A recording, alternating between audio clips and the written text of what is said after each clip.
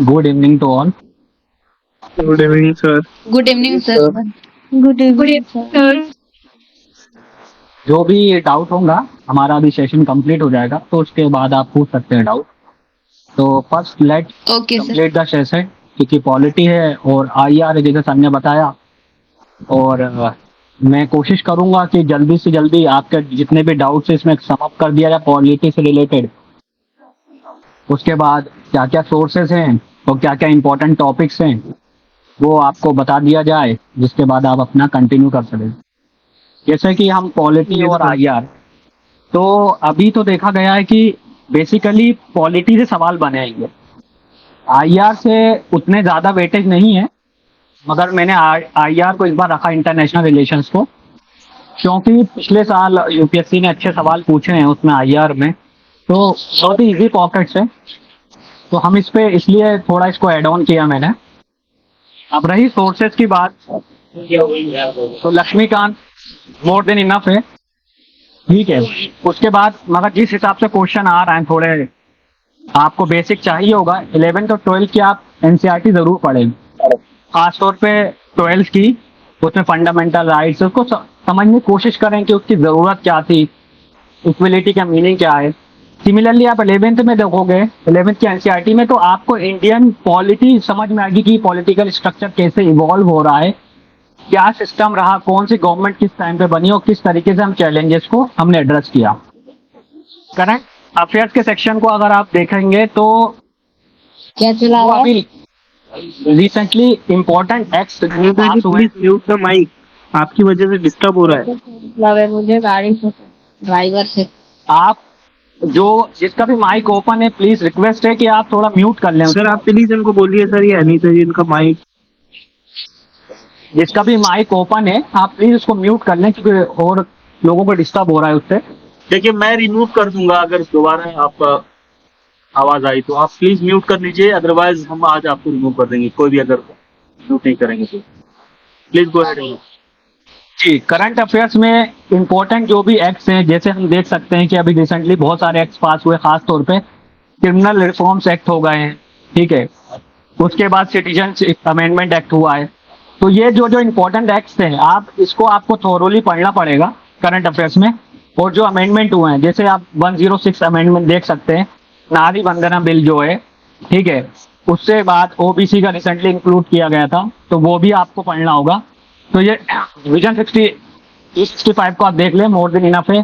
क्योंकि पॉलिटी में आज तक ऐसा कुछ होता नहीं है कि आपको ज्यादा दूसरे सोर्सेस को देखेंगे। फिर दूसरा है हमारा टॉपिक्स है कि कहाँ से प्रैक्टिस करें, एमसीक्यू या XYZ। तो मैंने वही कहा है कि मैं स्टिक करूंगा अपने सोर्सेज पर, चाहे वो इकोनॉमी के लिए था। मेरा सजेशन तो है कि आप क्योंकि आप जब आरसीए का नोटिफिकेशन पढ़ेंगे तो उसमें पहली लाइन ही लिखी हुई है क्लियरली कि हमारा पेपर जो होगा यूपीएससी लाइन पे होगा और यूपीएससी स्टैंडर्ड का होगा। तो हम जो उसकी लैंग्वेज है या आपको कुछ भी मिलेगा, तो मेरा मानना यह है कि 10 साल के जो पेपर है आप उसको अच्छे से करेंगे तो आपको पता चल जाएगा कि लैंग्वेज क्या डिमांड है और सवाल किस सेक्शन से पूछे जा रहे हैं और फ्यूचर में कैसे आरसीए पूछेगा। तो जो मैं स्टिक कर रहा हूँ यूपीएससी प्रीवियस ईयर पे, अगर किसी ने ऑलरेडी लगा चुका है तो विजन आईएएस की या ओनली आईएएस की भी टेस्ट बहुत अच्छे हैं। आपके पॉलिटिक्स रिलेटेड या फोरम, इसके सेक्शनल करना मैं आपको सजेशन दूंगा, क्योंकि फुल लेंथ में क्या होता है ना कि सारे सेक्शन कवर होता है। सेक्शनल का मीनिंग होगा कि 4-5 टेस्ट होंगे किसी भी कोचिंग के सेक्शनल के, तो उसमें आपके जो कॉन्सेप्चुअल क्लैरिटी होगी ना वो क्लियर हो जाएगी। तो इस चीज को ध्यान रखें आप, एनीवन कोई भी कर ले। अब नंबर ऑफ क्वेश्चंस आज कितने क्वेश्चन पूछे जाते हैं जामिया आरसीए में, जैसे मैं ऑलरेडी डिस्कस कर चुका हूं, आज फिर हम बता देना 15 से 20 सवाल होंगे। और इसमें ध्यान देने वाली बात है कि अगर पिछले साल का पेपर देखा तो बहुत ही ज्यादा मिक्स ऑफ बैग्स था। तो आप इजीली 10 से 15 सवाल कर लेंगे इजीली, और 5 क्वेश्चंस के लिए आपको एफर्ट डालना पड़ेंगे, वो हो सकता है छोड़ना भी पड़े तो बी ऑनेस्ट, क्योंकि वो हाई लेवल पे हैं। और बेसिक फंडामेंटल्स पूछे गए हैं, फिर गवर्नेंस पूछा, इसलिए मैंने कहा गवर्नेंस। अभी आपके पास इतना टाइम नहीं है कि आप गवर्नेंस सेक्शन कवर अप कर लें, उसके लिए मेंस के थोरोली जब हम स्टडी करते हैं तो बहुत सारे आप जैसे एथिक्स से related all India service conduct rules पढ़ते हैं, ठीक है। उसके बाद आप और भी जो एक्ट है गवर्नेंस से वो पढ़ते हैं, तो इसलिए मैंने कहा कि अमेंडमेंट्स आप देख लें तो गवर्नेंस सेक्शन में कवर अप हो जाएगा। उसके बाद जैसे कि ये सबसे हाई स्कोरिंग एरिया मैं मानता हूँ पॉलिटी को, क्योंकि होगा क्या कि आप 15 से 20 सवाल के अंदर आप 10 से 15 सवाल इसको निकाल सकते हैं। तो ये ऐसा एरिया है इकोनॉमी के बाद, मतलब मैं तो इसको प्रायोरिटी पे रखूंगा फर्स्ट नंबर पे कि पॉलिटी को, उसके बाद आप ज्योग्राफी को रख सकते हैं, उसके बाद देन इकोनॉमिक्स को, क्योंकि इसके एक बार आपका कॉन्सेप्ट बन गया तो आप अच्छा परफॉर्म करेंगे। तो आज कुछ टॉपिक्स में देख सजेस्ट कर देता हूँ आपको जो करंट किस किस स्ट्रीम पे काम करने वाले हैं। Constitutional framework, system of government, state government and local government, miscellaneous of current affairs, ये 5 थीम से सवाल या इंपॉर्टेंट टॉपिक्स जो हमने आपको सॉर्ट आउट करके दिए हैं, आपको इसकी पीडीएफ प्रोवाइड कर दी जाएगी कल। आपको सिर्फ यही पढ़ना है, सीए के लिए सिर्फ ये 5 पोर्शन ही पढ़ने हैं, इसके अलावा आप कहीं भी दिमाग मत लगाइए, क्योंकि मल्टीपल प्रोसेस पढ़ोगे तो मिक्सअप हो जाएगा। आपको सिर्फ इसी को पढ़ना है सर, आप इसको आपको बायोमेट्रिक में बताएंगे जी। कॉन्स्टिट्यूशनल फ्रेमवर्क, अब आपको कुछ नहीं करना, मैंने जी बोलिए। पिछले वाली स्लाइड वापस दिखाना। जी जी जी सर आप इसको प्रोवाइड कर दोगे ना, मतलब पीडीएफ बिल्कुल, जैसे जैसे आपकी इकोनॉमी की प्रोवाइड करी गई है, आपको वीडियो में मिलेगी, इसलिए टेंशन मत लीजिए। Okay sir, thank you. जैसे कि हमने इकोनॉमी भी प्रोवाइड करी है, सिमिलरली आपको ये भी प्रोवाइड कर दी जाएगी। और खासतौर पे मैं हिंदी मीडियम के स्टूडेंट्स के लिए कहना चाहूंगा, क्योंकि क्या होता है कोई इतना मुश्किल काम नहीं है, आप इसको अगर लक्ष्मीकांत से आपको मिल जाएगा तो अक्सर ऐसा इशू नहीं है, क्योंकि मटेरियल की कांस्टेंट मतलब हमारे पास वो इशू आता है, तो इस वजह से कभी कभी स्क्रीन शेयरिंग बंद हो गया। स्क्रीन शेयरिंग बंद हो गया। स्क्रीन आ रही है, नहीं आ रही है? नहीं सर, ऑन है। नहीं सर, ऑन है, आ रहा है। ओके, आप देखिए कैसे पढ़ना, पहले में ध्यान दीजिए, सारे के सारे टॉपिक ना आपको लक्ष्मीकांत में मिल जाएंगे। जैसे अगर आपके सामने अगर लक्ष्मीकांत रखी तो सामने आप खोल दे सकते हैं। जैसे आप देखेंगे उसमें आप कंपनी रूल और क्राउन रूल, कंपनी रूल क्या है 1773 से जो 1857 तक था, तो उसमें कंपनी रूल चला था।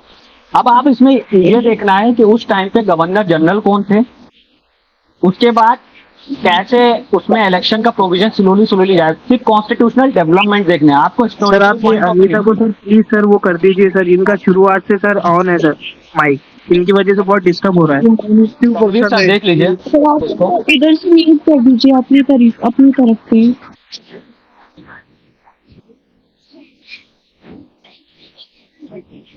एक्चुअली क्या है, अगर हम म्यूट करेंगे तो इमरान सर भी म्यूट हो जाएंगे। इमरान सर आप अनम्यूट कर लीजिएगा, मैं म्यूट सबको कर रहा हूँ। ठीक है सर, आप इमरान सर को होस्ट बना सकते हैं। हाँ उनको होस्ट बना दीजिए, तब वो म्यूट नहीं होंगे। Yes sir. चलिए ठीक है, आप कंटिन्यू है। कंटिन्यू। और आप कंपनी रूल के अंदर जैसे मैंने सर मेरे में आपकी स्क्रीन शेयर नहीं हो रही है। वो अपने से आप फिर चेक करिए। आप फिर से लॉगिन कीजिए, स्क्रीन आ रही है, विजिबल। विजिबल है सर, क्लियर विजिबल है। जी जी। Go ahead Imran sir. तो कंपनी रूल मैंने बोला ना, आपको कॉन्स्टिट्यूशनल डेवलपमेंट देखने हैं। Constitutional development in the sense कि किस प्रकार से जैसे हम अगर कोई एक्ट लें कि 1890 जो एक्ट 90s में एक्ट आया, तो उसके अंदर आपको मिलता है कि फर्स्ट टाइम इनडायरेक्टली इलेक्शन का प्रोविजन था।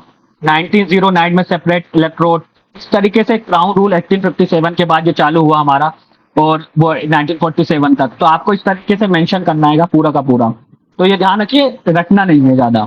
फिर committees of the constitution, committees में क्या है देखिए, आपको जैसे ड्राफ्टिंग कमेटी हो गई, ठीक है, फंडामेंटल राइट्स कमेटी हो गई, आपकी माइनॉरिटीज कमेटी हो गई। तो जो भी इंपॉर्टेंट है उस कमेटी का चेयरमैन ध्यान रखिए, बस चेयरमैन, क्योंकि मैचअप करवा सकते हैं किसी भी साल। Salient features of the constitution, ज्यादा बड़ा टॉपिक नहीं है, आप बिल्कुल देख सकते हैं कि साइलेंट फ्यूचर्स क्या है हमारे, यूनिटरी फॉर्म गवर्नमेंट है या प्रेसिडेंशियल फॉर्म गवर्नमेंट है, इस तरीके से। प्रेम्बल ऑफ द कॉन्स्टिट्यूशन, इसके इंपॉर्टेंट जैसे जस्टिस है, ठीक है, सेकुलरिज्म, आपको इस तरीके से या इसका अमेंडमेंट कितनी बार हुआ है, तो ये सब आपको टॉपिक्स में देखना होगा। सिटीजनशिप एक्ट 1955, ये खास तौर पे सिर्फ एक्ट को देखना है कि इस एक्ट में जो जो प्रोविजंस है, क्योंकि लाइमलाइट में है, क्योंकि सीएए की वजह से ये लाइमलाइट में है इस बार, तो ये पूछा जा सकता है कि क्या क्या इस तरीके के प्रोविजंस हैं। फिर फंडामेंटल राइट है, तो फंडामेंटल राइट में हर साल सवाल बन रहा है, आरसीए में भी पूछा जा रहा है, डायरेक्टली नहीं तो इनडायरेक्टली आपसे सवाल पूछे जा रहे हैं। तो फंडामेंटल राइट में 3-4 आर्टिकल बहुत इंपॉर्टेंट है, आर्टिकल 19, 21, 14 और इसी तरीके से 15, 16। तो जो आप 21, जैसे इस बार 20 बहुत इंपॉर्टेंट है, क्योंकि वो रिलेटेड है आपके जो लॉज है डिटेंशन या ईडी जो लाइमलाइट में, उसके से रिलेटेड होगा। जैसे 20 सब क्लॉज 3 में इस बार पिछले साल आरसी में पूछा था, एक ये वाला क्वेश्चन था, आर्टिकल 15 और 16 से पूछा था।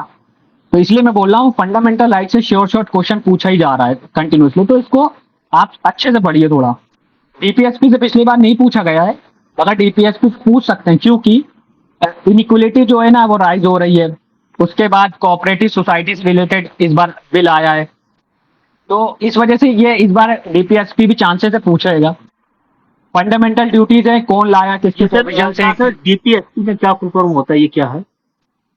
Directive principle of state policy, directive principle of state policy. जितने भी स्टूडेंट यहाँ पे हैं, आपको पता था ये इसका full form? Yes, sir. Yes, sir. Yes, right about. Yes, sir. मुझे पता Yes, sir. था, मैंने इसलिए पूछा था कि आपको नहीं पता, उनको पता चले। ठीक है, उसकी तरीके से फंडामेंटल ड्यूटी, क्योंकि फंडामेंटल ड्यूटी बाद में ऐड करी गई आपको सोरेन सिंह के रिकमेंडेशंस पे, तो आपको इस चीज को थोड़ा देख लेना। फंडामेंटल ड्यूटी 11वीं एड कब करी गई, 11 फंडामेंटल ड्यूटी। उसी तरह amendment of the constitution basic structure doctrine, क्योंकि बेसिक स्ट्रक्चर डॉक्ट्रिन में केशव नंदा भारती हमेशा लाइमलाइट में रहता है, तो आपको इस चीज को देखना है कि बेसिक स्ट्रक्चर डॉक्ट्रिन क्या है। तो सुप्रीम कोर्ट पे डिपेंड करता है कि क्या बेसिक स्ट्रक्चर है हमारे कॉन्स्टिट्यूशन का। सिमिलरली इंपॉर्टेंट अमेंडमेंट्स, आप पूरे अमेंडमेंट्स नहीं पढ़ना है आपको, जैसे शंकरी प्रसाद हो गया, ठीक है, फर्स्ट अमेंडमेंट हो गया आपका, फिर गोलकनाथ हो गया केस इससे रिलेटेड जो है, 24th अमेंडमेंट हैगा, 52nd अमेंडमेंट हैगा, जो मेन इंपॉर्टेंट अमेंडमेंट्स हैं, जिसमें 42nd हो गया, मिनी कॉन्स्टिट्यूशन कहा जाता है। तो जो मेन अमेंडमेंट्स है उसको देखना, वर्ड टू वर्ड नहीं कि फर्स्ट से लेके आप जो अभी तक 106 अमेंडमेंट हुआ है उसको नहीं। हाँ, इधर आप कोशिश करें कि 100 के बाद 106 तक जितने भी अमेंडमेंट है उसको ध्यान रखें, क्योंकि कहीं ना कहीं जैसे आप जीएसटी है, जीएसटी को पूछ सकते हैं, ठीक है, 102, 103, 104, 105, जैसे पिछली बार ईडब्ल्यूएस का पूछा था उन्होंने। उसके बाद सिस्टम ऑफ गवर्नमेंट, इस तरीके से हमारा सिस्टम ऑफ गवर्नमेंट रन करता है। Parliamentary form of government features पूछ सकते हैं, तो पार्लियामेंट्री फॉर्म ऑफ गवर्नमेंट के फीचर्स क्या, ऑप्शन दे देंगे आपको 4, तो फिर आपको एलिमिनेट करना होगा। तो इसलिए मैंने पार्लियामेंट्री फॉर्म ऑफ गवर्नमेंट और एक सेक्शन है उसमें प्रेसिडेंशियल फॉर्म ऑफ गवर्नमेंट, उससे कंपेयर किया गया लक्ष्मीकांत में, उसको एक ओवरव्यू देख लेना। प्रेसिडेंशियल फॉर्म ऑफ गवर्नमेंट पूछते नहीं है, मगर यूएस में इलेक्शंस होंगे तो शायद एक आध स्टेटमेंट बना दें, इसलिए मैंने इसको शॉर्ट किया। पार्लियामेंट्री ज्यादा पूछा जाता है। Merits and demerits of parliamentary government, उसके बाद federal and unitary features of constitution. Federal और यूनिटरी फीचर्स आप देख लें, क्योंकि अभी विवादों में है, जैसे कि आप देख रहे हैं कि हमेशा कोई ना कोई गवर्नर का इशू रहता है, बिल से रिलेटेड होता हैगा, ठीक है। उसके बाद हम देखते हैं कि फाइनेंस में भी अब प्रॉब्लम हैगा आ रहा है, तो इस तरीके से ये फ्यूचर देख लेना। Central state relations, inter state council, ये इसको मैंने थोड़ा सब टॉपिक्स में ले गया हूँ कि आपको इतना पढ़ना। इमरजेंसी प्रोविजंस क्यों है लाइमलाइट में, 355 आर्टिकल, क्योंकि जो मणिपुर का क्राइसिस चल रहा है तो उसमें 355 आर्टिकल के थे। जैसे 356 तो हमें पता है 356, मगर 355 के अंतर्गत मणिपुर में गवर्नमेंट ऑफ इंडिया ने एक्ट किया। प्रेसिडेंशियल रूल स्टेट्स का आपको पता ही है, ठीक है। उसके बाद प्रेसिडेंट इंपॉर्टेंट है। फिर से अब प्रेसिडेंट क्यों इंपॉर्टेंट होता है मैं आपको ये बताना चाहूंगा। प्रेसिडेंट इसलिए इंपॉर्टेंट, जी बोलिए। सर, जो सेंट्रल स्टेट रिलेशन आपने बताया उसको सारे पॉइंट लिखते पढ़ना। हाँ, इसमें थोड़ा मैं आपको बता दूं, ये थोड़ा बड़ा टॉपिक होता है, तो इसमें लेजिस्लेचर आप अच्छे से कर लेना थोड़ा। Okay sir. ठीक है, लेजिस्लेचर अच्छे से पढ़ लेना। बहुत बढ़िया। और इसकी जो आपका शेड्यूल्ड होते हैं ना, ये शेड्यूल्ड है आपके, शेड्यूल्ड के अकॉर्डिंग कॉन्कोनेंट लिस्ट, ठीक है, उसमें आता है स्टेट लिस्ट, सेंटर लिस्ट, तो आप उसको देख लेना थोड़ा। बाकी एडमिनिस्ट्रेटिव और फाइनेंस में इतना ज्यादा डेप्थ में जाने नहीं, पर स्टेट सेंटर रिलेशंस, क्योंकि उसमें पावर मिलती है वहां से गवर्नमेंट को लॉज बनाने की। तो प्रेसिडेंट अच्छे से पढ़िए थोड़ा, क्योंकि जितने भी हम गवर्नमेंट ऑफ इंडिया डिसीजंस लेती है ना, तो रियल पूरा का पूरा साइनिंग अथॉरिटी प्रेसिडेंट के हाथ में होती है। वाइस प्रेसिडेंट के क्लॉज देख लेना, क्योंकि वाइस प्रेसिडेंट क्या है, चेयरमैन होता है राज्यसभा का, तो इस वजह से राज्यसभा इस बार लाइमलाइट में रही है, ठीक है, इस वजह से। फिर cabinet in the role, important cabinet committee, क्योंकि बहुत अच्छे फंक्शंस प्रोवाइड किए जाते हैं कैबिनेट के द्वारा, तो वो देख लेना। पार्लियामेंट्री अफेयर्स, ठीक है, और भी जो होम मिनिस्ट्री की कमेटीज होती हैं उससे related committee, parliament committee. Parliament सबसे बड़ा टॉपिक है। अब देखिए बड़ा है तो क्वेश्चन भी जाहिर सी बात है बनता है पार्लियामेंट में। तो पार्लियामेंट में अब मेरे जो आपको रिकमेंडेशन होगा, स्पेसिफिक होगा कि जो आपका ना, जैसे बिल हो गया, फाइनेंस बिल हो गया, आपका बजट का प्रोविजन हो गया, फिर वोट ऑन अकाउंट हो गया, नो कॉन्फिडेंस मोशन, तो ये सब आपको पता होना चाहिए, क्योंकि इस बार नो कॉन्फिडेंस मोशन लाया गया था। तो एडजमेंट मोशन क्या होता है, तो जो न्यूज में है उसको थोड़ा अच्छे से देखना पड़ेगा, इसलिए मैंने पार्लियामेंट कमेटी। फिर सुप्रीम कोर्ट इस बार हाई चांसेस है पूछना जाना चाहिए। नहीं सर, कमिटीज में सर ये भी देखना है कि स्टैंडिंग कमेटी, एडहॉक कमेटी जो होते हैं हाँ, उसके। वो आप समझ जाएंगे, क्योंकि देखिए क्या होता है ना कि एडहॉक होते हैं जो कि स्पेशल प्रोवाइड, अब तो एडहॉक बनाई नहीं जाती है, ठीक है, जैसे पब्लिक अकाउंट कमेटी हो गई मेनली, और जो एस्टिमेट कमेटी हो गई, 2-3 इंपॉर्टेंट कमेटी जो बार बार पूछी जाती है, बस उसी से आप स्टिक करना है। आपको एक्स्ट्रा जैसे एथिक्स कमेटी इस बार देख सकते हो आप, क्योंकि लोहिया मोटरा का जो इशू हुआ था तो उसमें देख सकते हो। बस बाकी आपको हर कमेटी को डिटेल में, जो इंपॉर्टेंट कमेटी से उसी को देखना है जो मैं बता दिए। Okay sir. इसके बाद सुप्रीम कोर्ट, आपने सवाल पूछा था ये नैयर आजम। सुप्रीम कोर्ट, देखिए सुप्रीम कोर्ट बहुत इंपॉर्टेंट है, क्योंकि 75 ईयर हो गए हैं सुप्रीम कोर्ट को। तो इस बार यूपीएससी या कहीं ना कहीं तो ये सवाल दिखेगा, तो सुप्रीम कोर्ट देख लेना अच्छे से इसके। और इसमें ये चीजें ध्यान रखनी है, अब आर्टिकल भी पूछा जा रहा है। पहले क्या हो रहा था कि आर्टिकल नहीं पूछा जा रहा था, मगर अब क्वेश्चन बैंक इतना बार बार पॉलिटी में लिमिटेशंस है ना, तो वो आर्टिकल भी पूछेंगे। भैया एग्जांपल देके बताऊंगा कि यूपीएससी ने भी पूछा है और आरसी भी पूछ रहा है, और जुडिशियल रिव्यू देख रहे हैं, क्योंकि जुडिशियल। सर ये लास्ट ईयर के क्वेश्चन में एक क्वेश्चन है, right to access to internet, तो उसमें ऑप्शन दिया हुआ है आर्टिकल 14, 21, 22 और 20, लेकिन ये मतलब गूगल पे तो आर्टिकल 19 दिखा रहा है, article 19 clause 1 sub clause A. हम डिस्कस करेंगे पेपर को, थोड़ा वेट करिए, ओके डिस्कस करते हैं, ठीक है। एक मिनट कंप्लीट हो जाने दीजिए, फिर जो भी डाउट है हाँ पूछिए। अगर इससे रिलेटेड है टॉपिक्स पे डाउट है तो पूछ सकते हैं, अभी सवाल को थोड़ा रोकिए बस। हाँ बोलिए। सर वो आपने करंट अफेयर्स बोला था ना कि अगर हम 365 देख लेंगे तो हो जाएगा, तो जिन स्टूडेंट्स को मतलब 2025 में देखना है वो इस साल का 365 या नेक्स्ट ईयर का 360? नहीं, इस साल का देखना है ना। अगर आपको आरसीए का 2024 का आप देने जा रहे हो तो करंट इस साल का ही देना है। अगर आप 25 का देने जा रहे हैं तो हाँ 365 सोर्स तो सेम ही रहेगा, आप अगले साल 365 देखिए जब आएगा। मगर आपको करंट से, मेरा कहना है करंट से आप सिंक रहिए, क्योंकि एकदम से आप करंट नहीं पता रहेगा आपको, इसलिए क्योंकि अब जनवरी से पूछ सकते हैं, 1 साल का करंट चालू हो जाता है। हेलो सर, PIL हो गया, पब्लिक इंटरेस्ट लिटिगेशन। जी बोलिए। सर मैं ये जैसे आपने बोलिए। जैसे करंट की बात आपने की, तो सर जैसे मान लीजिए ये जो मंथली मैगजीन होती है विजन की, जी वो जैन से जून तक देख पा रहा हूँ, तो शायद कितना ही देख पाऊँ, तो ये इनफ रहेगा, बियॉन्ड भी जाना चाहिए? मैं जून से जैन तक देखेंगे, आप ये बोलना चाह रहे हैं? यस सर, देखिए नहीं हो पा रहा है, नहीं मेरी बहुत सारी चीजें कवर। मैं एग्री कर रहा हूँ आपकी बात। मेरा सजेशन ये रहेगा, मेरा सजेशन है आपके लिए, क्योंकि लास्ट के 3 महीने ज्यादा इंपॉर्टेंट है, जैसे फेब, मार्च, अप्रैल में, ठीक है। तो ये जनवरी से तो बहुत ज्यादा इंपॉर्टेंट है। जनवरी से आपको कम से कम जनवरी से मई तक का तो देखना ही पड़ेगा। Yes sir. अब आप पिछले साल का, अगर आप पिछले साल का नहीं देखना चाह रहे हैं, 2023 का कोई इशू नहीं है, मगर 24 का आपको देखना पड़ेगा, 24 से जनवरी से लेके जून तक।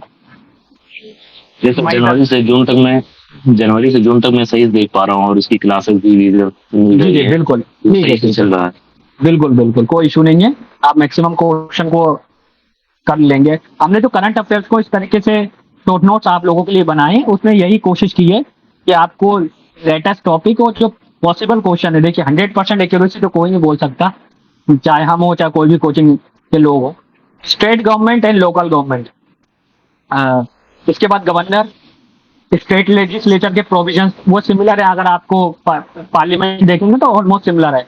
हाई कोर्ट दिखाऊंगा कि हाई कोर्ट पूछा है उन्होंने। ट्रिब्यूनल्स 223A और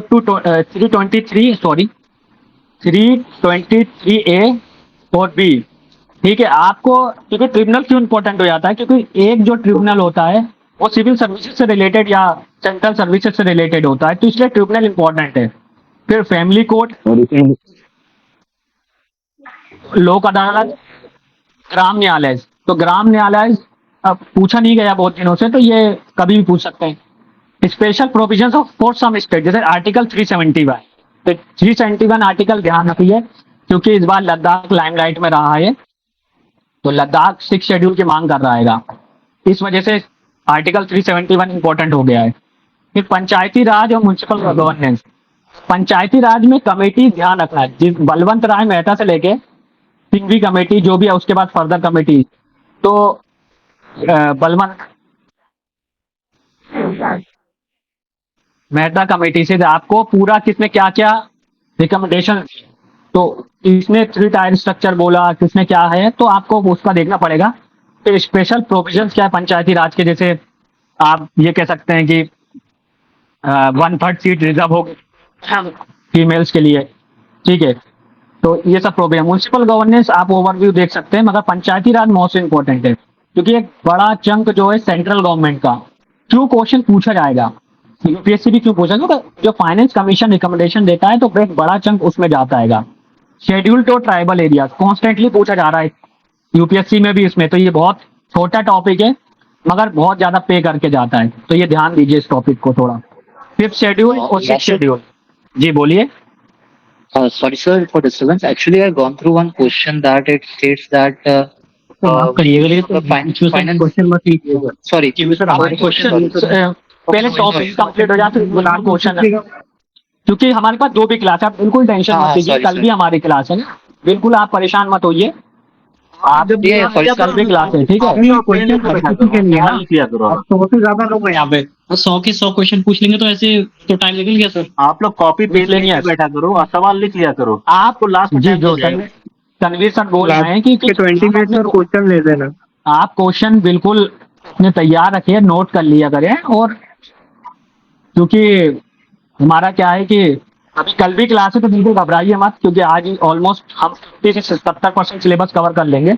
अब मिसलेनियस में मतलब जो टॉपिक्स बच गए हैं, जैसे एंटी डिफेक्शन लॉ, तो कब आया 52nd कॉन्स्टिट्यूशनल अमेंडमेंट, अब वो ही देखिए टॉपिक हमारे क्लेश करते हैं, तो इसलिए ज्यादा घबराना नहीं है, किस ईयर में आया ये ध्यान रखना है। इलेक्शन लॉज की इलेक्शन चल ही रहा है, तो 1950 और 51 2 एक्ट है, ये 2 एक्ट हैं, तो इससे रिलेटेड आपके जो लक्ष्मीकांत में लिखा है वो गूगल भी करना है, ठीक है। ये एक्ट के कुछ प्रोविजंस आपको गूगल करना पड़ेंगे इलेक्शन लॉज से, क्योंकि पूरा नहीं दिया है। अब वो कितना करना है ये सवाल पे नहीं जाना, इंपॉर्टेंट जैसे नॉमिनेशन, जैसे इस बार देखे जा रहा है कि नॉमिनेशन रिजेक्ट कर दिया, ठीक है, कितने लोगों का, फिर किस तरीके से कौन चीफ एग्जीक्यूटिव ऑफिसर होता है। तो आप अगर नहीं हो तो आप किसी की वीडियो देख लो गूगल करके, तो ये क्लियर होना चाहिए मगर इलेक्शन लॉज आपको। पॉलिटिकल पार्टी, क्योंकि आम आदमी पार्टी को नेशनल पार्टी का दर्जा मिला है इस साल, तो पॉलिटिकल पार्टीज के क्या है कि नेशनल पार्टीज के क्या है कि इतने सारी पार्टी, जैसे एनसीपी हो गई, उसके बाद शिवसेना हो गई, तो बहुत सारा डिस्प्यूट चला। जैसे कोऑपरेटिव सोसाइटी का एक्ट लाया गया, मल्टी कोऑपरेटिव सोसाइटी एक्ट है, तो ये इंपॉर्टेंट है क्योंकि जो कॉन्स्टिट्यूशनली प्रोविजन है आपको प्रोवाइड करें। इंपॉर्टेंट नॉन कॉन्स्टिट्यूशनल बॉडीज देखना है आपको। नॉन कॉन्स्टिट्यूशनल क्या हो गई, जैसे सीबीआई हो गई आपकी, सीबीसी हो गई, ठीक है, ईडी हो गया आपको, बस ये गूगल करना है आपको, ज्यादा नहीं है। बस अब इसका क्या पढ़ना है, ठीक है, इसका टेन्योर चेयरमैन का, फिर इसके अथॉरिटी कहां से ड्राइव हो रही है, बस आपको ये देखना। कमेटी चेयरमैन कैसे अपॉइंट किया जाता है, जैसे सपोज करिए आप वो बोलेंगे कि सिलेक्शन कमेटी कौन है सीबीआई का, ठीक है, उसके बाद सीवीसी, ईडी। तो ये जो इंपॉर्टेंट कमेटीज के चेयरमैन, इनका फंक्शन बहुत इंपॉर्टेंट, कुछ फैक्ट ज्यादा फैक्ट के अंदर नहीं आना। सीएजी इंपॉर्टेंट ऑफिस बनाया, ठीक है, आर्टिकल उससे रिलेटेड 148, 149, 150, जो भी इंपॉर्टेंट आर्टिकल है उसको थोड़ा ध्यान से देखना है। अटॉर्नी जनरल है, पूछा जाएगा। एडवोकेट जनरल स्टेट की, national commission for backward class SC इसके रिलेटेड जो आर्टिकल है, पिछले बार यूपीएससी ने भी पूछा इस पे। जीएसटी काउंसिल इंपॉर्टेंट है, 279 है, ठीक है, इसको आपको देखना आएगा। फाइनेंस कमीशन फिर से इस बार कौन है फाइनेंस कमीशन के इस बार जो चेयरमैन बने, 16 फाइनेंस कमीशन, कोई बता सकता है? अरविंद पनगड़िया सर। अरविंद पनगड़िया। गुड। तो ये इसलिए फाइनेंस कमीशन के वो देख लेना कि टर्म्स ऑफ रेफरेंस कौन देता? Government of India. तो टर्म्स ऑफ रेफरेंस देख लेना इस बार। टर्म्स ऑफ रेफरेंस क्या दिया सर गवर्नमेंट ने? दिया हुआ है 365 कि यूपीएससी एंड इलेक्शन कमीशन, ये जो स्पेशली मैंने मेंशन कर दिया है, इससे रिलेटेड आर्टिकल है और इलेक्शन कमीशन है, क्योंकि बहुत लाइमलाइट में इलेक्शन कमीशन का बिल भी आ गया जैसा आप लोग को पता होगा, इसलिए मैंने इसको सेपरेटली मेंशन किया, इलेक्शन कमीशन बिल। तो आप इस चीज को ध्यान रखें। उसके बाद करंट तो मैं कल डिस्कस करूंगा, ठीक है। आप किस तरीके से क्वेश्चन को सॉल्व करना है एक बार देख लेते हैं, इंपॉर्टेंट है। अब मैं इधर से जो बोलूंगा आप ध्यान से सुनिए और डाउट को भी थोड़ा अपना रोकिए कि कैसे पेपर को लेना है, सॉल्व करना है, क्योंकि ये इंपॉर्टेंट है ज्यादा। बाकी टॉपिक तो आप देखते रहोगे। हाउ टू सॉल्व क्वेश्चंस, ठीक है। सबसे इंपॉर्टेंट है, जिन्हें मैं पहले ही कह चुका हूं, आपको सबसे पहले पेपर मिलते ही आप रोल नंबर लिखें, उसके बाद कोशिश करें पेपर को गो थ्रू कर लें तुरंत, कि पॉलिटी कैसे पूछी गई, इकोनॉमी कैसे पूछी गई, क्वेश्चन को देख लें, ऑप्शंस कैसे आएंगे। तो 5 मिनट बहुत है, आपको पेपर 5 मिनट पहले मिल जाता है, तो आप उसके बाद ये 2-3 मिनट पहले मिला, घबराना नहीं है बिल्कुल। तो पहले पेपर को एक लुक में देखें। हो सकता है, क्यों मैं बोलता हूं, जैसे मैंने बोला ना, लेंथ की वजह से जो आखिरी के सवाल हैं, जिस बार यूपीएससी ने भी और जामिया आरसी ने भी ये चीज फॉलो करी है, इन्होंने पंच में दिए हैं। पहले क्या था, जैसे 15-20 सवाल है ना, एक ही पोर्शन में पूछ रहे थे, एक साइंस है, 1 से लेके 15 तक पूछ लें। अब इन्होंने उस चीज को थोड़ा चेंज किया है, इन लोगों ने 5-5 का पॉकेट्स बनाए, 5 के, तो 5 पहले ज्योग्राफी, 5 हिस्ट्री, 5 इकोनॉमी, इस तरीके से। तो आपको ऐसा कोई सेक्शन मिलेगा जिसमें पूरा मिलेगा, पूरे क्वेश्चन बन जाएंगे। हो सकता है आपका स्टार्टिंग का पेपर मिला 8 से लेके 5 पॉलिटी को, एक भी ना मिले, क्योंकि गवर्नेंस हो, तो घबराना नहीं है। इसलिए मैंने कहा पॉलिटी क्वेश्चन को अगर मार्क करना चाहे मार्क कर सकते हैं। Read the question carefully. देखिए इस बार मैंने कितने लड़कों से बात करी तो नॉट करेक्ट और करेक्ट वो देखा ही नहीं, क्योंकि यूपीएससी तो हाईलाइट कर देती है, बोल्ड कर देती है, तो आपको दिख जाता है।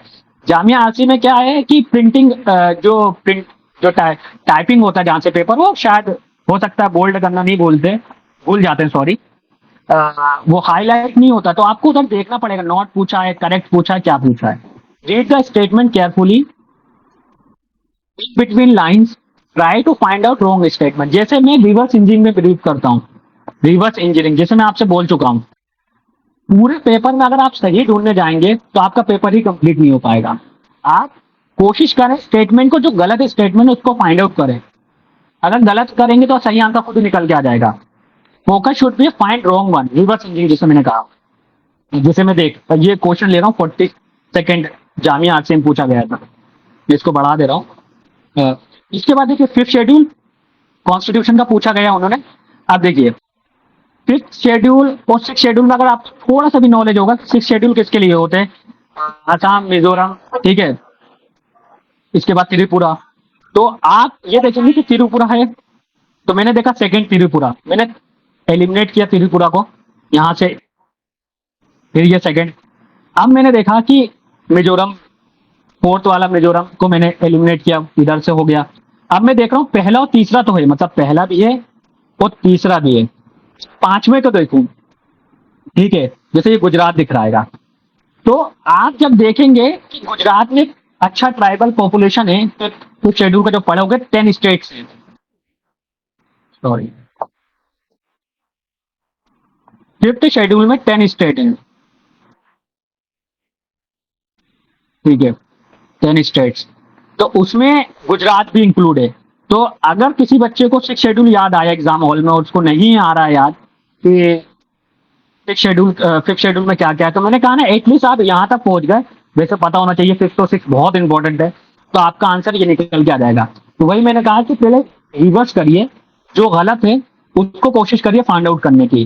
तो ये पहला इस तरीके का सवाल हो रहा है। दूसरा देख सकते हैं, ये यूपीएससी का मैंने लिया है, ठीक है। देखिए एंटी डिफेक्शन लॉ से सवाल पूछा गया है, ठीक है। एंटी डिफेक्शन लॉ, जैसे मैंने आपको बोला एंटी डिफेक्शन से लॉ से पूरा है।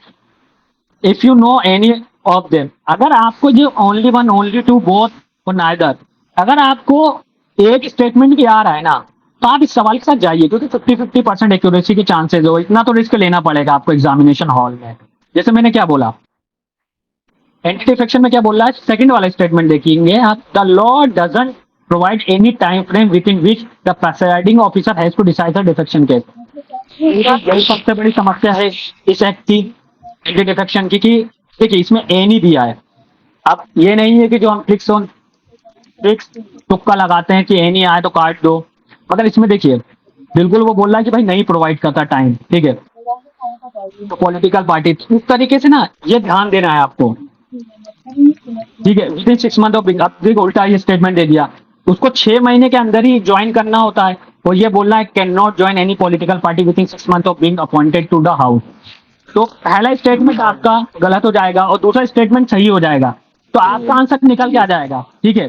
तो इसी तरीके से आपको जब ये only one, only two, neither और बोथ आए, तो आपको कोशिश करना है कि इन बिटवीन का घबराना नहीं है कि यार 2 स्टेटमेंट, आप कोशिश करिए एक को एलिमिनेट करिए किसी भी तरीके से, और आपके 50-50 चांसेस लीजिए। अगर आप एग्जामिनेशन हॉल में फंस जाते हैं या नहीं आ रहा कुछ, सिमिलरली अगर हम देखें कि सीएजी, जैसे सीएजी पूछा है, ये देखिए इस बार इन्होंने जामिया आरसीए ने, अब इसमें no money can be withdrawn from consolidated fund without the, कोई लेना ही देना नहीं है, क्योंकि कंसोलिडेटेड फंड ऑफ इंडिया के लिए फाइनेंस बिल से रिलेटेड, जो सेकंड एलिमिनेट कर दिया मैंने, ये गया, ठीक है। तो ये गया, मेरा या तो ये बचा या तो ये बचा, 50-50 चांसेस है। अब इसको खेल आपको लगाने में फायदा है। अब CAG has the authority to inspect any office of account under the control of state government. देखिए लोकल गवर्नमेंट नहीं बोला उसने, स्टेट गवर्नमेंट के अंदर बोला, इसका आंसर ए है, ठीक है। तो आप जब पढ़ोगे इस एक्ट को या सीएजी की पावर्स पढ़ेंगे ना, तो आपका आंसर निकले। देखिए मैंने क्या बोला आपसे, अब इसमें नाइदर भी लगा सकते हो, ए भी लगा सकते हो, अगर कोई ब्लाइंड जिसको नहीं पता। तो अब इसमें इस तरीके से आपकी एक्यूरेसी तो बढ़ गई ना, 50% चांसेस आ गए। सिमिलरली आप इसमें देखें ड्यू प्रोसेस ऑफ लॉ, आप देखिए मुश्किल मानता हूँ, प्लीज माइक को म्यूट रखें आप लोग, जो भी है माइक को म्यूट रखें, ठीक है। Due process of law UPSC का पिछले साल का सवाल है ये। अब इसमें प्रॉब्लम पता है क्या है, ये कोर पॉलिटिकल साइंस का सवाल है, इसलिए जब पॉलिटिकल साइंस के सवाल आते हैं ना, तो डिबेट बन जाती है यूपीएससी में भी। मतलब डिबेट यूपीएससी के अंदर नहीं होती, मगर जो बाहर जो कोचिंग इंडस्ट्री होती है वो अलग अलग आंसर देते हैं। तो ड्यू प्रोसेस ऑफ लॉ, तो इसका आंसर नेचुरल जस्टिस, ठीक है।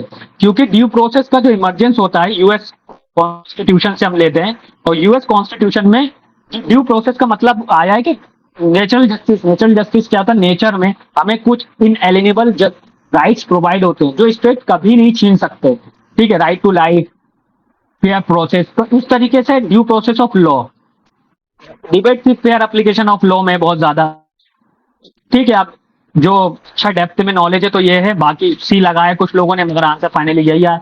ऐसे क्वेश्चन को क्या करता है, मेरा आपका कहना है, अगर आपको 2 में थोड़ा डाउट है, एक बार आप जा सकते हैं। अगर आपको चारों में नहीं है, बिल्कुल कोई आइडिया नहीं, बिल्कुल छोड़ दें, यू 25% चांसेस है आपके सही होंगे, रिस्क लेना बेवकूफी है उस दिन। अब जैसे ये, अब देखिए देखो नोट, अब इन्होंने हाईलाइट ही नहीं किया, आप यूपीएससी में जाएंगे तो हाईलाइट करेंगे। देखिए ऐसे ही मैं 1-2 स्टूडेंट्स को जानता हूं जिन्होंने पिछले साल 2-3 क्वेश्चन ऐसे ही गलत कर दिया। अब सोचिए 2-3 क्वेश्चन का मतलब समझ रहे हैं, आपकी ऐसे की कॉपी चेक नहीं हो सकता है। जब आपने कितनी भी अच्छा ऐसे लिखा, मगर वो कॉपी नहीं चेक होगी तो आपका क्या पता चलेगा। इसलिए मैंने बोला इस चीज का ध्यान रखें, नोट को अच्छे से पढ़ लें। ये हाईलाइट, अब आप उधर चिल्लाएंगे बाहर निकल के कि जामिया आरसी ने नोट लिख के नहीं दिया या हाईलाइट करके नहीं दिया, ऐसा होता है वैसा होता है, ये आपका फॉल आउट है। आप किसी बॉडी को कितना भी क्रिटिसाइज कर दें, ठीक है, वो आपको लुकआउट है, मैं उस पर कोई कमेंट नहीं करूंगा। तो अब देखिए कितना इजी सवाल है, स्ट्रेटेजी अलायंसेस। अब किसी बच्चे ने नोट नहीं पढ़ा और वो नॉन अलाइनमेंट लगा के आ गए, तो उसकी गलती है।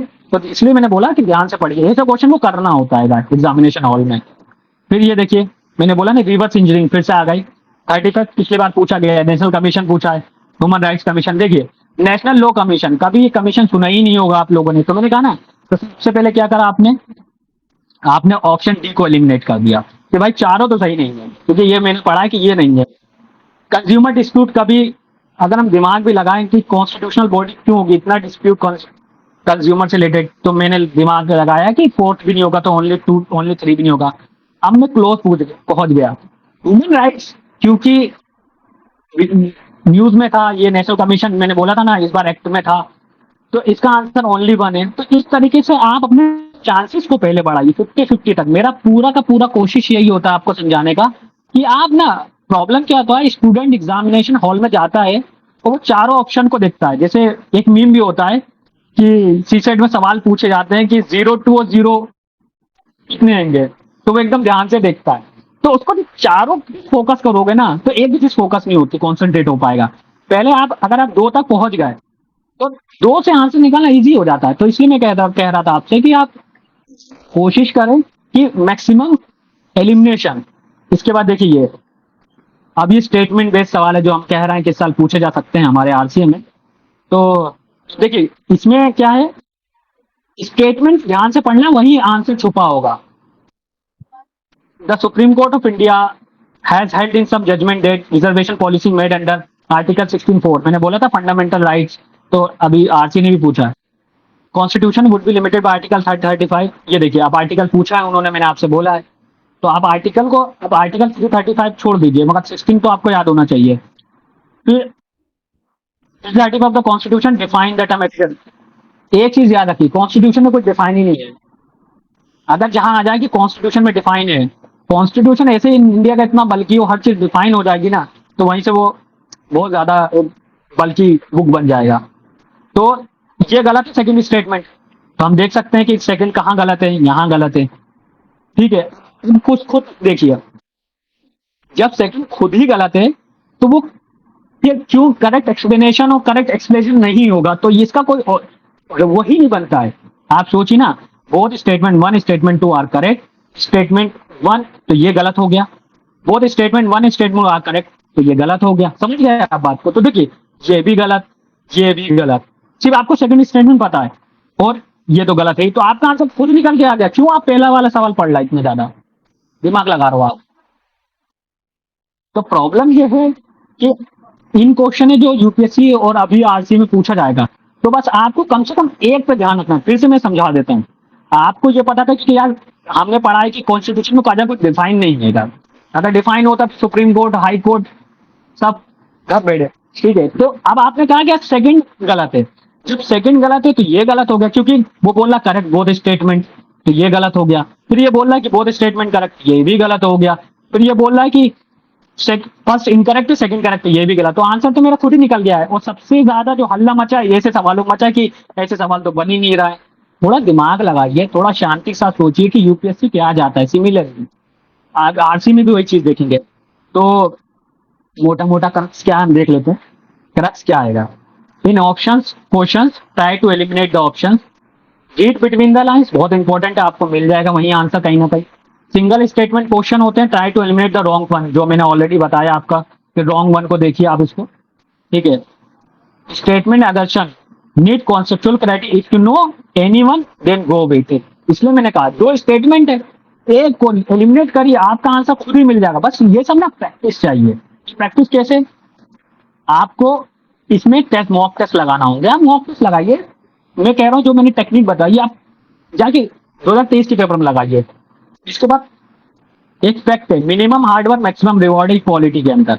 एक बार आपने पॉलिटी के कॉन्सेप्ट पढ़ लिया ना एक हफ्ते में, उससे ज्यादा नंबर देके जाएगा आपको। तो पेपर डिस्कशन आप जल्दी जल्दी देख सकते हैं। अब देखिए प्रेसिडेंशियल इलेक्शन पूछा आएगा इंडिया के अंदर। ठीक है, अब ये देखिए ये वाला सवाल छोड़ दीजिए, इसमें एंटी डिफेक्शन लॉ प्रेसिडेंट के इलेक्शन में लगता है कि नहीं लगता। इसमें रूलिंग आई थी कि आप प्रेसिडेंट को चूज कर रहे हैं, तो एंटी डिफेक्शन लॉ मेजरली लगता है कोई बिल से रिलेटेड होता है, कोई एक्ट आता है, जब नो कॉन्फिडेंस मोशन आता है तो वहां लगता है। सुप्रीम कोर्ट ने रूलिंग दी थी कि एंटी डिफेक्शन लॉ नहीं लगेगा प्रेसिडेंट के इलेक्शन पे। तो सेकंड स्टेटमेंट आपका एलिमिनेट हो गया। आप बचा 1 बचा या तो डी बचा। अब अगर 1 नहीं बचा तो सेक्रेटरी जनरल ऑफ लोकसभा और राज्यसभा इज अपॉइंटेड, ठीक है। तो अब उसके अंदर आप ध्यान दीजिए, इसका आंसर 1 है। एक मिनट, तो रॉन्ग की तरफ जाइए, कोशिश करिए। अब देखिए इंडियन पॉलिटिकल सिस्टम है, ठीक है। उसके बाद उन्होंने पूछा है कि पॉलिटिकल टेक द ऑथ, तो अब इसमें आपको देखना है कि अब इसमें देखिए क्वेश्चन देखिए, और आप पहले गो में देखोगे, अगर आपको ट्रिक्स नहीं पता कि कैसे पेपर सॉल्व किया जाता है, आप घबरा जाएंगे एग्जामिनेशन के हॉल के अंदर। देखिए इतने ऑप्शन है, ठीक है। अब आप सारे ऑप्शन को देखते रहेंगे कि यार 6 ऑप्शन मुझे तो नहीं पता है। मैं कह रहा हूँ सबसे बड़ा ऑप्शन देखिए, सबसे बड़ा देखिए कि पहला है, ठीक है, तीसरा है, फोर्थ है और फिफ्थ है, ठीक है, गॉट इट। अब आप लॉजिक लगाइए, और तो सिक्रेसी का बोल रहा है, अगर चीफ जस्टिस ऑफ इंडिया होंगे तो chief justice of high court क्यों नहीं होना चाहिए भाई? वो भी तो होगा ना भाई। हाई कोर्ट को सुप्रीम कोर्ट को तो एक तरीके की पावर है मेजर केसेस में, इंटीग्रेटेड जुडिशरी हमारी। तो जब चीफ जस्टिस ऑफ इंडिया है, चीफ जस्टिस हाई कोर्ट क्यों नहीं है? तो हमने दिमाग लगाया कि यार ये ऑप्शन तो नहीं हो सकता सिक्रेसी के अंदर। आप देखा कि 2 हर कहीं प्रेजेंट है, 2 इसमें भी है, इसमें भी है, इसमें भी है। आप एक एक ऑप्शन को मैच करो, 2 और 3 है प्राइम मिनिस्टर, फिर 2 और 6, इसका कोई रिलेशन बन रहा है आपको? अगर भाई chief justice of high court होगा तो चीफ जस्टिस ऑफ इंडिया भी होगा, तो ये तो गलत है फिर। अब मेरे पास ऑप्शन बचा 2 और 3 और केवल 2।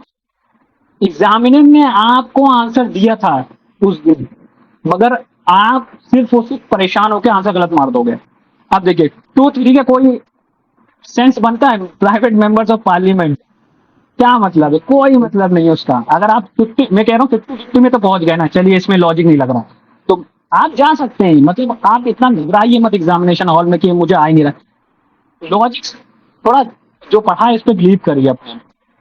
उसके बाद जैसे 23 आप देखेंगे, 23 में फिर वही मेरी बात, रिवर्स इंजीनियरिंग क्वेश्चन देखिए। सबसे पहले सब 1 to 3 में देखा करें सबसे पहले, जिसमें तीनों हैं। A decision of one high court is binding on other high court, कैसे पॉसिबल है भाई? सबकी संस्कृति, कल्चर, लॉज अलग है। थर्ड वाला तो गलत हो गया। जब थर्ड गलत हो गया तो 50-50 पहुंच गए। जब 1 सही है तो 2 सही है। अब वो बोल रहा है, दोनों स्टेटमेंट को देखिए स्ट्रॉन्ग कौन सा लगा। A decision of high court is binding on all the subordinate court in the state, subordinate court के अंदर बाइंडिंग होगा। दूसरा बोल रहा है, a decision of full bench of a high court is binding on other full bench of same high court.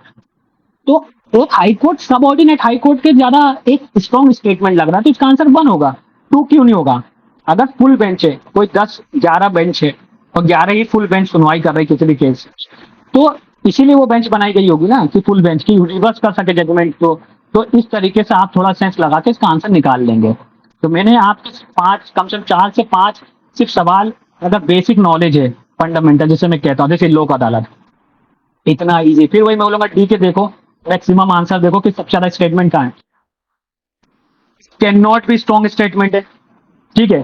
Cases pending before any other court can not be any other court या subordinate court, लोक अदालत, इतनी सारी court होंगी, कहीं तो refer कर सकते। तीसरा एलिमिनेट करो, आंसर निकल के आ गया। क्यों दिमाग लगाओ? टाइम भी बच गया, पढ़ लो, हो गया आपका आंसर और निकल के आ जाएगा। इस तरीके से आपको ध्यान रखना इन चीजों का। उसके बाद ठीक है, ये देखिए इसमें सुप्रीम कोर्ट से ये फैक्ट वाला क्वेश्चन है, तो आपको पता होना चाहिए। तो इसका 1 और 2 है। अगर आपको, क्योंकि ये रिट्स हैं, इंपॉर्टेंट रिट्स पता होगा तो आपको हो जाएंगे, ठीक है। तो रिट से सवाल है। उसके बाद अगर हम देखें इलेक्शन कमीशन, जो मैंने कहा, अब इसमें भी देखिए, आप देखिए इसमें 1 2 3 तो है नहीं। अगर 1 2 3 होता तो मैं 1 2 3 को पहले कोशिश करता तीनों स्टेटमेंट से पढ़ने की। अब ऐसे में मतलब लॉजिक थोड़ा कम काम करेगा, हमें नॉलेज होना चाहिए। अब इसमें बोला करेक्ट, ठीक है, ये ध्यान रखिए, करेक्ट नॉट करेक्ट देख लेना है एक बार आपको। Can not act on electoral symbol district CO motive base. हाँ, अगर सुप्रीम इलेक्शन कमीशन हर केसेस में जाके वो सीओ मोटो लेने लगेगा, तो आप सोचिए पॉलिटिकल सिस्टम कैसे रन कर पाएगा। तो सेकंड स्टेटमेंट सही है, तो मतलब ये गलत, ये गलत, तो मेरा सेकंड तो सही है। आप थर्ड देख सकते हैं, in case of split in a party election commission grant to the electoral symbol of the party to the group with highest number of member of parliament. ठीक है, वो पहला स्टेटमेंट क्या है, only the election commission can set an electoral symbol dispute between political party. तो ये आपने कहीं ना कहीं सुना है, सुप्रीम कोर्ट ने कहा है कि ओनली इलेक्शन कमीशन के अंदर पावर है, इलेक्शन सिंबल किसको देना आएगा। तो ये स्टेटमेंट आपका आंसर निकल जाएगा। तो आपको जब 50-50 में हो जाए तो आपको स्टेटमेंट, दोनों स्टेटमेंट को ध्यान से पढ़ना है, ये नहीं कि उधर एग्जाम हॉल में आपको सोचना ज्यादा। तो सर प्लीज इसको रिपीट कर दीजिए सर। 1 मिनट में कर रहा हूँ। जैसे मैंने कहा कि तीसरा वाला आपको पता हैगा कि सीओ मोटिवेशन में इलेक्शन कमीशन ले सकता है इस स्टेटमेंट, ठीक है, can not act on electoral symbol suo motu basis. Suo motu मतलब खुद ही स्वतः संज्ञान। अब स्वतः संज्ञान कैसे लेगा भाई, कोई भी कांग्रेस में अगर कोई दिक्कत हो रही है, पार्टी विवाद हो गया, तो इलेक्शन कमीशन एक्ट नहीं कर सकता लॉजिकली अगर आप सोचेंगे। तो आप वहां पर इस चीज को, आपने सेकंड क्या किया, मुझे सेकंड याद आ रहा है, सेकंड स्टेटमेंट गलत है, तो कोई भी एक गलत कर ले। अभी मैंने सेकंड सही है मेरा, तो मेरा ये दोनों स्टेटमेंट एलिमिनेट हो गया। अब ये 50-50 बन गया, तो मतलब सेकंड को भूल जाइए, अब पहले और तीसरे को पढ़िए। Only the election commission of India can settle an electoral symbol dispute between political parties. पहला, in case of a split in a party, election commission grant the electoral symbol of the party to the group which highest number member of parliament. तो इसमें problem क्या है, MLA का जिक्र नहीं है, ठीक है, एग्जीक्यूटिव कमेटी का जिक्र नहीं है। मगर आपने कहीं ना कहीं इस चीज को सुना होगा कि केवल इलेक्शन कमीशन को पावर है, जो इलेक्शन सिंबल डिस्प्यूट होता है वो डिसीजन लेता है उसमें, या पॉलिटिकल पार्टी के जो भी डिसीजन होते हैं वो उसी के पास होते हैं। तो इस वजह से हम इस स्टेटमेंट के साथ जा सकते हैं एग्जाम हॉल में, अगर दो में कंफ्यूजन है तो। जो हमने सुना है कहीं बैक ऑफ द माइंड, जो सुना होता है कुछ नहीं होता है, क्या न्यूज में देखा होता है या कहीं से आपने पेपर में पढ़ा होता है, बस यही चीज होती है। तो जो आपका स्ट्रॉन्ग स्टेटमेंट रहा है, स्ट्रॉन्ग स्टेटमेंट के साथ जाना है, बस मैं ये कहना चाह रहा हूँ आपको। जो पहला इंट्यूशन कहता है ना, ध्यान रखिए, सही होता है, इंट्यूशन की माना करिए बात। हम कंफ्यूज हो जाते हैं एग्जाम हॉल में, जैसे मैंने बोला ना, अगर आप तरीका गलत अपनाओगे तो कंफ्यूजन होगी। ये ऑलरेडी मैं देख चुका हूँ, 42 आपको बता चुका हूँ कि देखिए सबसे पहले कहाँ जाना है, इधर दिमाग जाना, बड़े ऑप्शंस को देख के एलिमिनेट कर देना है। तो सीएजी पूछा है ऑलरेडी, मैं सीएजी इकोनॉमी के टर्म में भी करा चुका हूँ, देख लेना आप। आर्टिकल 15 और 16, जैसे मैंने बोला ना, सबसे बड़ा ऑप्शन देखो, ये देखा 4।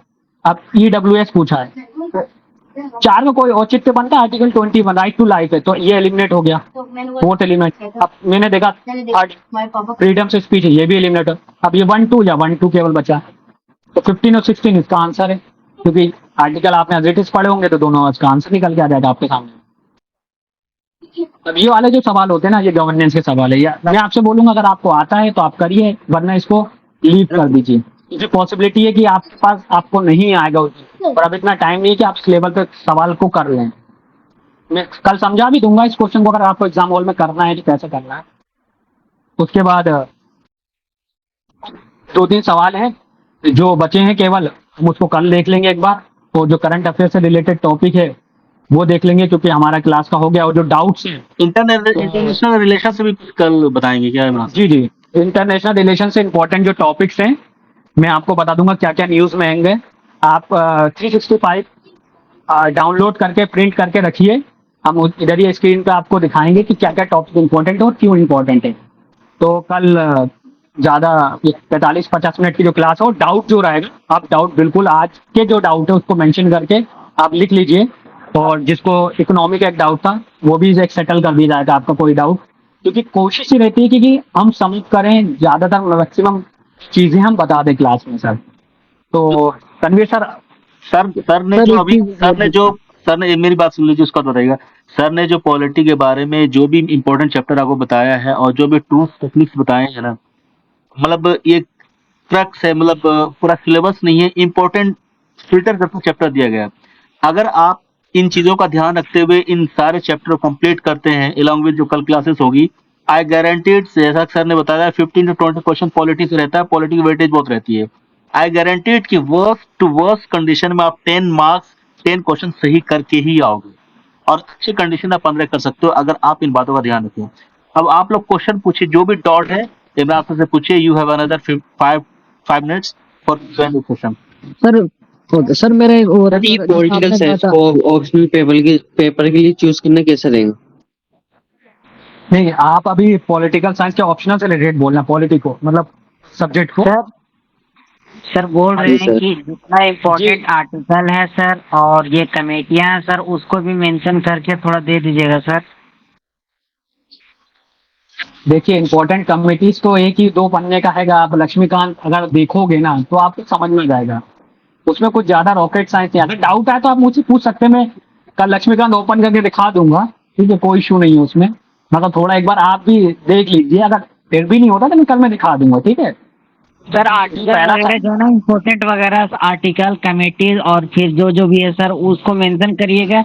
उस पर खास करके मतलब उसी को देख के जाएंगे सर, और बाकी तो पढ़ेंगे एक्स्ट्रा वो तो है ही, लेकिन स्पेशल मतलब उसको आर्टिकल बहुत सारा है सर, कौन सा करें वो समझ नहीं आ रहा है। आर्टिकल मैंने आपको जो टॉपिक से रिलेटेड बताए बस उसी का आर्टिकल है ना। आप सपोज करिए, मैं आपको एग्जांपल देता हूँ। इंपॉर्टेंट आर्टिकल क्या होगा, आप पंचायती राज के इंपॉर्टेंट आर्टिकल तो देखेंगे, ठीक है। जी सर। आप ग्राम न्यायालय के इंपॉर्टेंट आर्टिकल देखेंगे। आप लोक अदालत इसमें तो है नहीं, ट्रिब्यूनल का मैं ऑलरेडी बता चुका। हाई कोर्ट के जो अपॉइंटमेंट्स होते हैं वो इंपॉर्टेंट है, उसके आर्टिकल। गवर्नर के जो आपके आर्टिकल होंगे, क्या कहते हैं, जिसपे बिल को रिजर्व कर लिया जाता है, ठीक है। एक बार अगर आप लोग बोलोगे तो मैं कल एक बार फिर से इसको ओवरऑल आर्टिकल इंपॉर्टेंट और बता दूंगा, ठीक है। मगर इतना हर आर्टिकल को पढ़ना नहीं होता, ध्यान एकदम बिल्कुल घबराइए मत कि आर्टिकल पे पूरा स्ट्रेस कर लो। यू भाई फंडामेंटल राइट तो पूरा पढ़ना ना। फंडामेंटल राइट्स के आर्टिकल पूछे उन्होंने, आर्टिकल 15 और 16 जी। इंपॉर्टेंट आर्टिकल तो फंडामेंटल राइट मैंने बोला ना, फंडामेंटल राइट, डीपीएसपी और फंडामेंटल ड्यूटी, 3 इंपॉर्टेंट है। अब सीएजी होगा, इलेक्शन कमीशन होगा, जैसा इलेक्शन है पूरा कंडक्ट हो रहा है किसका, इलेक्शन कमीशन का। 324 इंपॉर्टेंट आर्टिकल है। हाँ तो वही तो बता 312 सर डिस्कस कर दीजिएगा मैम। हाँ तो वो मैं कल एक बार फिर स्लाइड जैसे मूव करेंगे मैं बताता चलूंगा, ठीक है। अब दूसरा सवाल जो था कि पॉलिटिकल साइंस 2024 के लिए था कि 2025 के लिए भी है? 2025 के लिए भी है, good evening. Thank you so much. क्योंकि ये स्टैटिक मेजरली तो स्टैटिक आज मैंने करंट तो डिस्कस ही नहीं किया। हेलो हाँ जी बोलिए। सर, आप जिस वे में क्वेश्चन सॉल्व कर रहे थे सर, देख के तो ऐसा लग रहा था मतलब इतना इजी, मतलब जिस वे में आप ठीक से के साथ क्वेश्चन को सॉल्व कर रहे थे बहुत अच्छा लगा सर आपका ये मतलब तरीका देखकर। क्योंकि देखिए मैंने प्रैक्टिस करी, मैं इसलिए बोलता हूँ टैलेंट होना और हार्डवर्क जब दोनों सिंक हो जाएगा इंशाल्लाह आपको कोई रोक नहीं पाएगा। Yes sir. पता है कि जैसे मैंने आपको ट्रिक बताई ना, और एलिमिनेशन का ट्रिक अच्छा था सर वो। और आप पीवाईक्यूम लगाइए, यूपीएससी की पीवाईक्यूम लगाइए भाई, अल्टीमेटली तो आपको सर यूपीएससी आप ऐसे बताते जैसे लगता है ये क्लियर हो ही जाएगा, बस अब बस थोड़ा सा इंशाल्लाह। मैंने आपसे बोला कि यही कॉन्फिडेंस मतलब कि नहीं तो मतलब हो ही जाएगा। बहुत ज्यादा कॉन्फिडेंटली बूस्ट हो जाता है sir. Thank you so much sir, बहुत अच्छा मेरी पढ़ाया कोशिश ये रहती है कि जो ग्राउंड में, जो ग्रामीण क्षेत्र में बैठा हुआ बच्चा है जिसके पास रिसोर्सेज की बहुत कमी है, ठीक है, क्योंकि मैं खुद उस चीज को देख चुका हूँ कि उसके पास ना इतनी टेक्स्ट बुक है, इतना मटेरियल है, तो किस तरीके से वो अपने माइंड को कंट्रोल करके मिनिमम रिसोर्स मैक्सिमम आउटपुट ले।